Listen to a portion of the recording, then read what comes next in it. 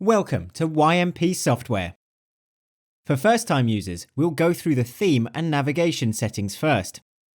You can access it by clicking the settings icon next to your profile. You can change the bar color. You can change the navigation type, and if you choose the side version, it will give you an option to choose the sidebar color. You can also change the dark theme and change the font size. If you want to clear all the changes you've made, just click the reset button below. Next is the profile. Click your username and choose Edit Profile. You need to upload your signature first.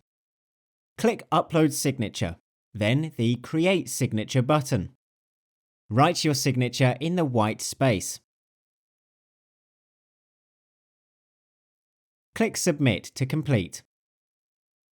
Next is to change your password. Click Change Password and put in your new password. Click Save to complete. The tutorial button is always present anywhere in the program as a guide for easy navigation.